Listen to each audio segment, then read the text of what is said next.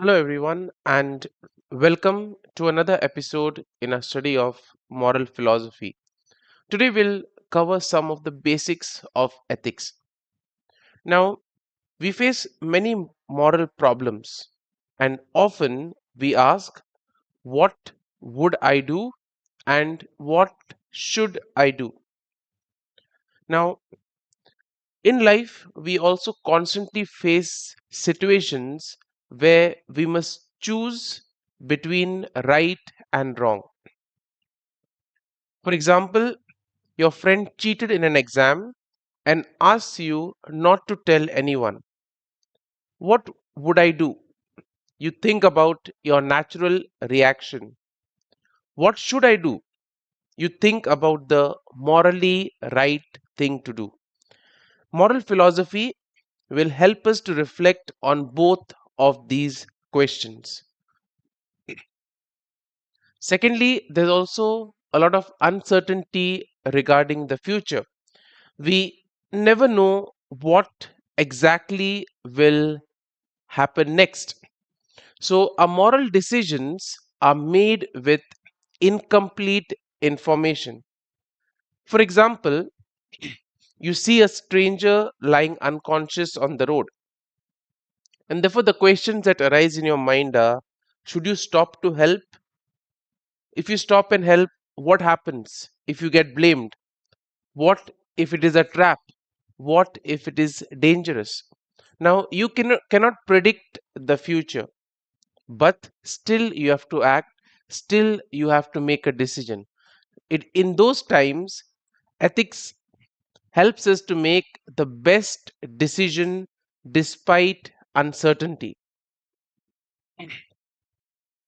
Next, we see that moral judgments and decisions have to be made daily. So, every day we choose actions that have moral weight. Even small actions do have some moral responsibility. For example, whether to lie or to tell the truth, whether to help someone or to ignore them, whether to follow a rule or break it for good. Now, this shows that ethics is part of ordinary life, and ethics is not just something what philosophers do. Even in every day to day practical life situations, we do face these small choices, these dilemmas. So, what is ethics? Ethics is then the philosophical study of human behavior from the point of view of rectitude, that is, rightness. So, it is a branch of philosophy that studies human actions and it asks, is this action right or wrong, good or bad? For example, if someone steals food because they are poor, ethics asks whether the action is morally right or wrong and why.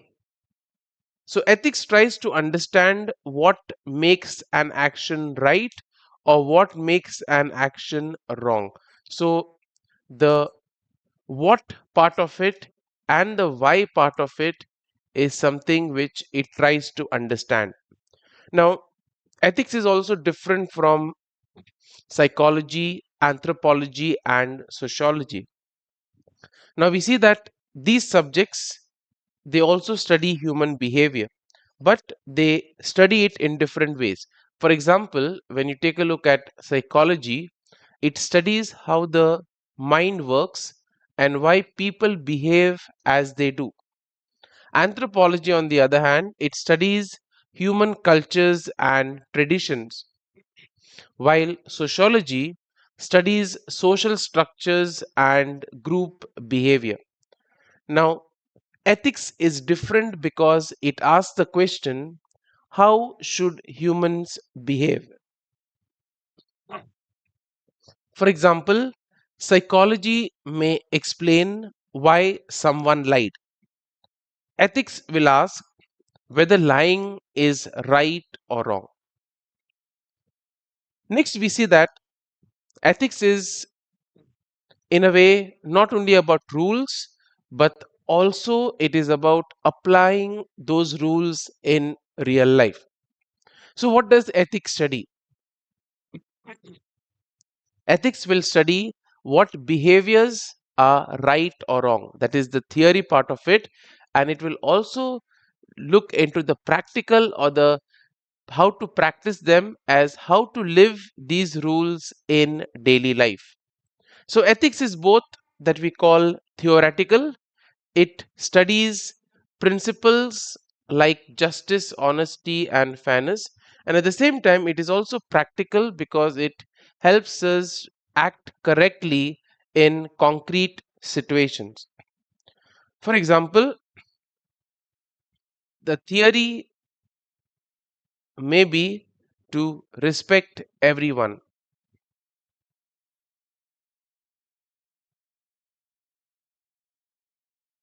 When it comes to the practical aspect, the question may be how to respect someone I disagree with. I disagree with the person's opinion. How do I respect that particular person? Or how do I apply this particular principle in a noisy classroom or on social media or in a family dispute? Now, ethics guides both actions as well as understanding. Now, ethics is very important and relevant in today's world. Why? Because we face new moral challenges every day, whether it is technology, environment, politics, AI, inequality, or whatever comes along the way. For example, is it ethical to use AI to replace human workers? Is it right for companies to misuse personal data? How should we treat animals or protect the environment? So, ethics helps us to navigate in a very complicated world. Now, ethics can also be divided into general ethics and applied ethics. So, general ethics basically studies the basic principles of morality like good, evil, duty, virtue, freedom, justice. Applied ethics, on the other hand, uses these principles to discuss specific issues. For example, bioethics will deal with euthanasia, abortion, whereas business ethics would deal with corruption, free trade. Environmental ethics would deal with pollution, conservation, and digital or tech ethics would deal with AI and privacy. Now, we need to understand these terms. Now, morals, and morality may sound the same, but still there is a difference. So, first and foremost, let us see what the word moral refers to. So, moral is an adjective, it is something related to right or wrong. Example, a moral action is a right action. When we speak about morals, it's a noun. So, it is the values and rules that a person or society follows. So, telling the truth is a moral value. So, again, it is a value or a rule that either a person or a society accepts or follows. Or doing charity is a moral value. That means doing charity, helping others is something which society values. Now, morality. Morality will refer to the whole system or understanding of what is right and wrong. So, therefore, human morality would include ideas like justice, kindness, and honesty. And therefore, we see that it is important for us to get a proper understanding of these terms so that we don't interchangeably use them in the wrong context. So we see that moral just refers to something related to right or wrong, whereas morality refers to the whole understanding of the system, the whole system of what is right or wrong. Now, next, what is also important is to understand moral experience, consciousness, and moral knowledge.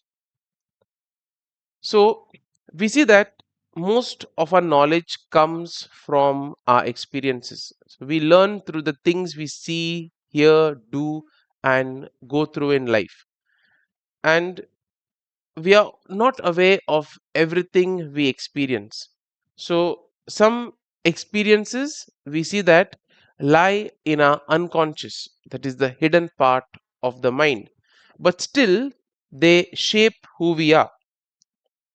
For example, a child may have once been bitten by a dog and it may have forgotten about the incident.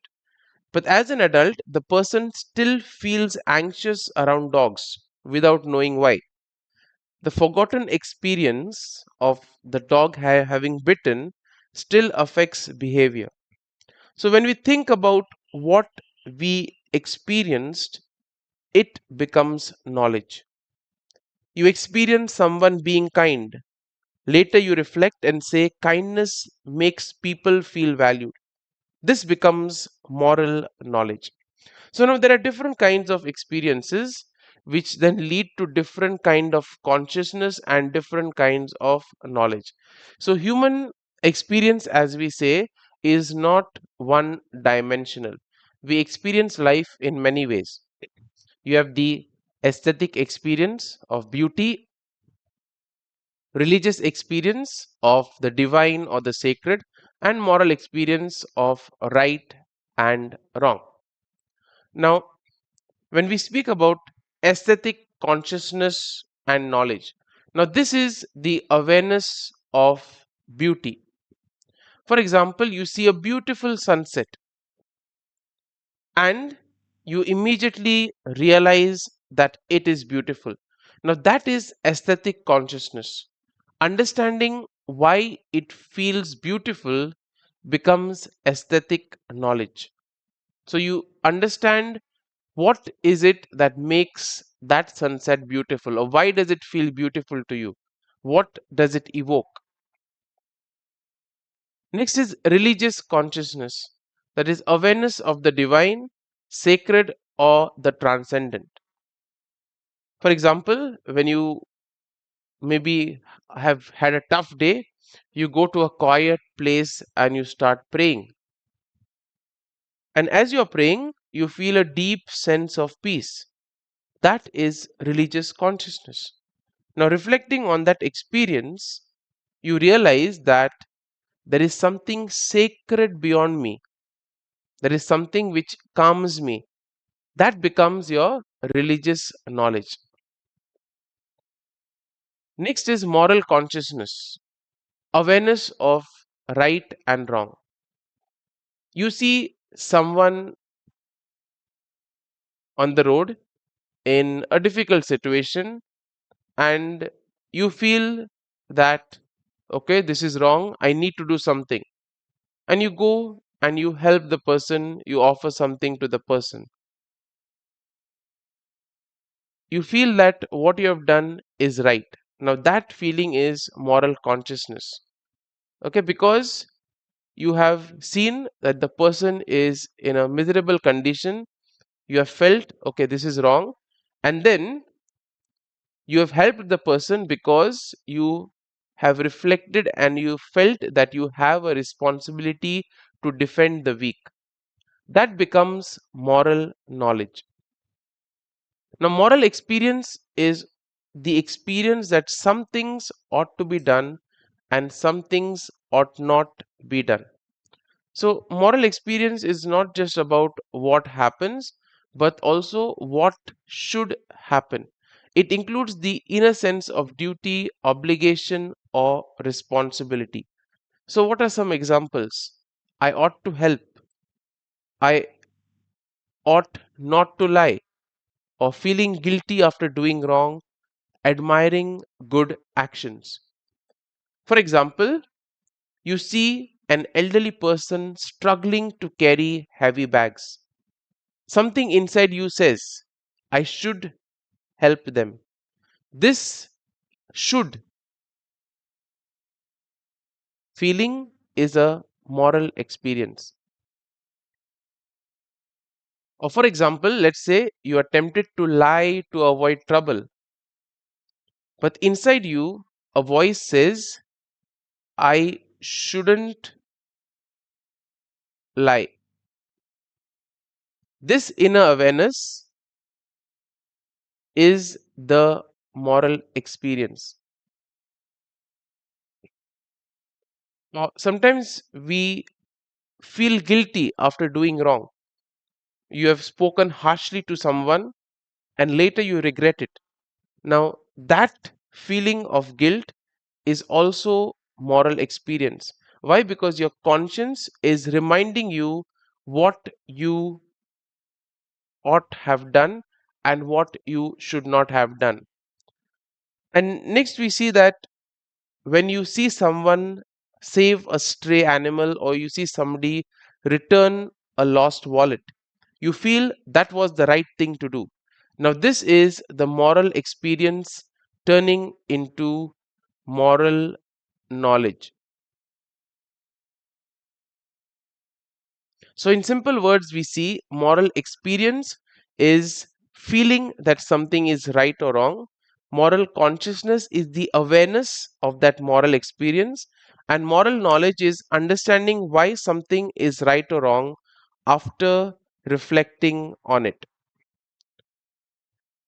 Now, when we look at the moral experience, we see that it varies from person to person and culture to culture. So, moral experiences depend on several factors. So, not everyone has the same sense of right and wrong. So, people's moral beliefs depend on how they were brought up, their parents, their religion, their society, their environment, and their personal experiences. For example, in some cultures, eating beef is normal, in others, it is morally wrong. Another example could be some people think it is wrong to shout at elders, others think that expressing emotions is normal. Or another example could be one person may think lying is wrong, another person may think that lying to protect someone is acceptable. So, therefore, our moral experiences also depend on from person to person and culture to culture. So, our moral experiences, in other words, differ because our backgrounds differ.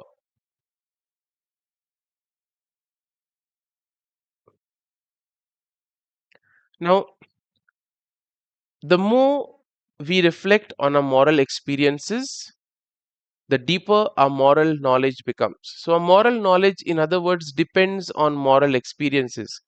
When we think about why we believe something is right or wrong, we begin to understand what rightness really means. S- For example, a child learns, don't steal from its parents. Later, as an adult, the child reflects, stealing is wrong because it harms others and destroys trust.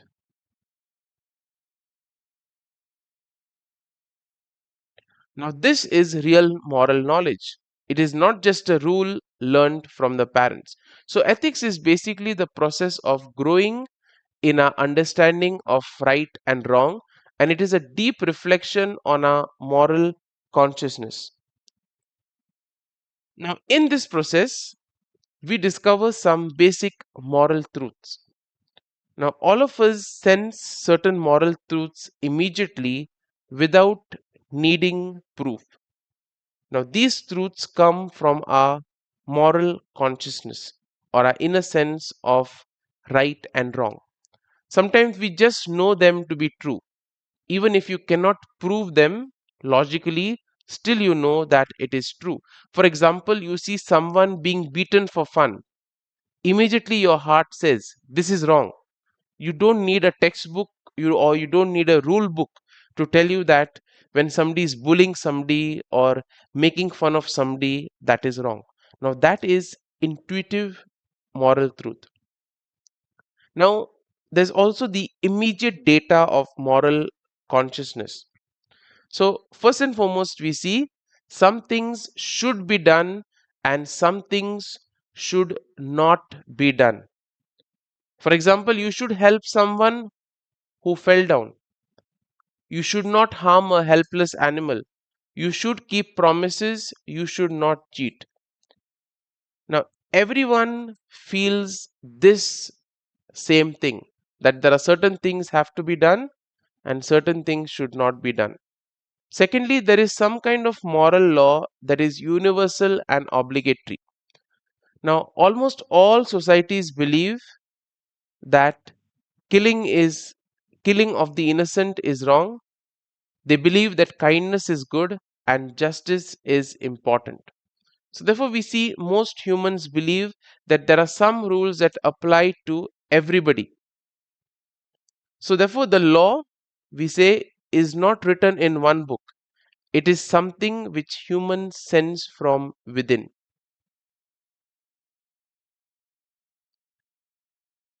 Thirdly, doing the right thing is praiseworthy, doing the wrong thing is blameworthy. If you help a blind person cross the street, people praise you. On the other hand, if you steal someone's phone, people will blame you. So, our conscience also praises or blames us internally. Therefore, when we say that our conscience pricks us or the guilty conscience affecting us, that is what actually happens. So, our conscience is either praising us or blaming us based on what actions we do. Now, doing actions with the right motive also matters. So, it is not just enough to do the right thing, but the right reason behind the action also matters. So, for example, helping the poor person because you actually care about the person is a good motive and it matters. Whereas if you're just trying to show off, trying to impress somebody, or trying to get a photograph to put in the newspaper, then that is the wrong motive. So the same action, that is in this case helping the poor, can be morally different depending on the motive. It can be morally good if you're actually interested in caring for that person, and it can be morally wrong if you're doing it for your selfish motive. So we see that these moral should and should not come from our nature as human beings. So we see that some actions are right because we are human and it is not because of rules and culture. For example, as humans, we naturally seek the truth. So lying goes against our nature. Also, we humans value life. So unnecessary harm to life or killing a life, taking away life is wrong. Similarly, we also live in society. So justice and cooperation are necessary. So we see that these basic moral duties arise from what it means to be human. Now, what does ethics try to do? So we see that ethics is a subject that tries to understand how people should behave. And therefore, the main task of ethics is to describe moral behavior, to understand the deeper meaning of this behavior, to examine the reason behind moral oughtness, and to explain the rules for right and good behavior. Similarly, we see that ethics versus practice, theory versus actions. So, ethics, as we have already seen, will deal with the principles and not the direct actions. It will ask, what should we do? It does not force us to actually do it. So, ethics provides true statements about what right behavior looks like. Ethics, as we have already seen, also includes meta ethics. So, what do words like good, duty, right, or ought really mean? And also, how do we reason morally, and what methods do we use to decide right from wrong? Now, as we've already seen, ethics does not automatically make a person good. A person can know all the rules and still the person can choose to lie or cheat. Ethics will guide the person, but it is our will that will choose whether we go in the right path or in the wrong path. Ethics will give us the principles for making good judgment. So it will help us to answer questions whether is this action right or wrong? Cheating in the exam, is it right or wrong? And why is it right or wrong? So it gives reasons behind moral rules. For example, cheating in the exam is wrong because it is unfair for those who have worked hard, slogged through the night, and have studied. Okay?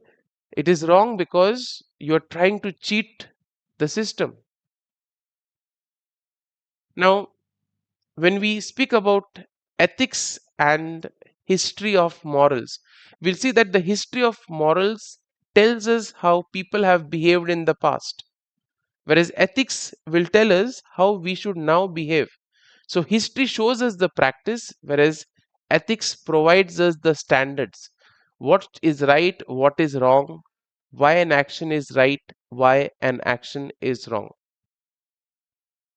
Now, ethics is also the art of right conduct. So, it explains the rules, it gives reason for the rules, it also shows fundamental principle and teaches us the tactics of the moral game.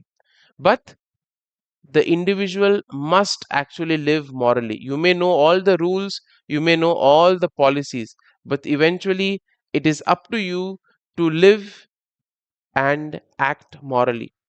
So, this is a basic kind of things about ethics. So, some basics of ethics which we have covered about. We will look into these stuff in detail as we go along in our course. So, till then, live ethically, live morally, and do the right things.